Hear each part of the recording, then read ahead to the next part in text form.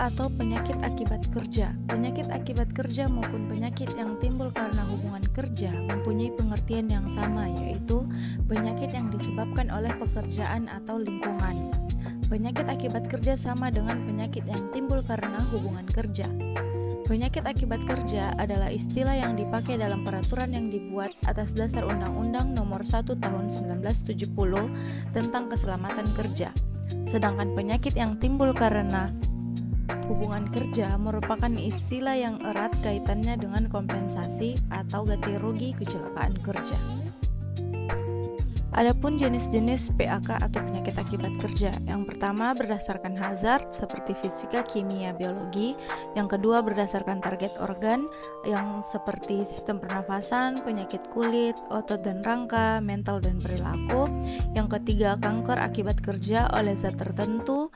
Yang terakhir spesifik lainnya seperti pekerjaan atau proses kerja, misalnya nigtamus pada penambang. Selanjutnya ada hazard fisik. Berbagai macam hazard fisik seperti kebisingan, pencahayaan, getaran, suhu ekstrim, tekanan, dan radiasi. Adapun contoh penyakitnya seperti kebisingan itu tuli akibat bising, gangguan keseimbangan, gangguan komunikasi, dan gangguan psikologis. Adapun penyakit akibat pencahayaan seperti kelelahan pada mata, gangguan penglihatan, dan dry eye. Penyakit akibat getaran seperti hand-arm vibration syndrome, whole body vibration syndrome, vibration-induced white finger, dan gout. Adapun contoh penyakit akibat suhu seperti dehidrasi, hipotermia, trench foot, chilblain, and frostbite. Adapun penyakit akibat tekanan seperti barotrauma, Coition diseases atau lumpuh, dan adapun contoh penyakit akibat radiasi seperti kanker, kematian, kulit terbakar, mutasi gen, dan lain-lain. Yang kedua ada hazard kimia. Hazard kimia ini terbagi jadi beberapa bagian seperti bahan kimia dalam bentuk debu, uap, gas, larutan, dan kabut. Adapun contoh penyakit akibat hazard kimia ini seperti dermatitis kontak alergi, dermatitis kontak iritan, keracunan, kematian, kanker, kulit terbakar, susah bernafas, anemia, dan penyakit paru obstruktif kronik. Yang ketiga ada hazard biologi. Adapun bagian hazard biologi seperti virus, bakteri, jamur, parasit, vektor, binatang, dan tumbuhan.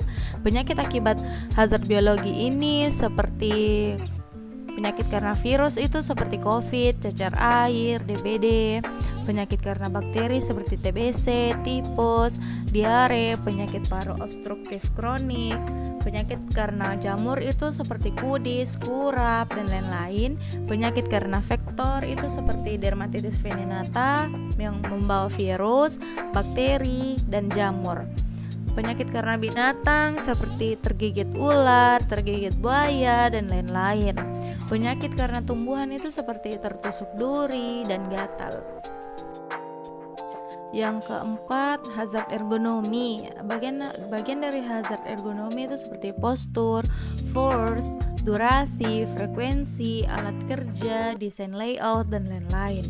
Adapun penyakit akibat hazard ergonomi ini seperti gotrak, lengan itu penyakitnya di Quervain tenosynovitis, siku seperti tennis elbow, bahu seperti frozen shoulder, leher seperti neck stiff, punggung atau pinggang itu seperti low back pain, kaki itu seperti OA genu. Yang kelima ada hazard psikososial. Psikososial ini terbagi lagi menjadi beberapa seperti overload quality and quantity, role ambigu, role conflict, tidak ada pengembangan karir, responsible for people, monotoni, dan lain-lain. Contoh penyakit akibat hazard psikososial ini seperti gangguan kesehatan mental, stres kerja, burnout, depresi, gangguan kecemasan, dan lain-lain.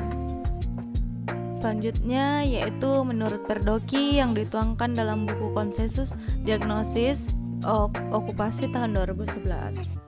Di sini dia menjelaskan bahwa penyakit akibat kerja atau PAK ini ada dua bagian, penyakit akibat kerja dan penyakit yang berhubungan dengan pekerjaan.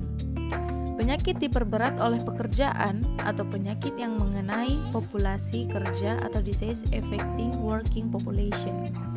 Bukan penyakit akibat kerja atau not occupational diseases. Adapun 7 langkah diagnosis. Yang pertama itu penegakan diagnosis klinis. Yang kedua penentuan pajanan di tempat kerja. Yang ketiga penentuan hubungan pajanan dengan penyakit sesuai atau EBM. Yang keempat penentuan kecukupan pajanan. Yang kelima menentukan faktor individu. Yang keenam penentuan faktor lain di luar tempat kerja. Dan yang terakhir itu penentuan diagnosis okupasi. Dan 7 diagnosis ini harus dilakukan secara berurutan tanpa mengurangi langkah-langkah yang ada di dalam 7 langkah diagnosis tersebut. Nah, di sini ada perbedaan penyakit akibat kerja. Penyakit akibat kerja ini ada pun pembagiannya seperti penyebab spesifik, asosiasi kuat dengan pekerjaan. Umumnya satu agen penyebab spesifik, namun dapat pula beberapa agen spesifik.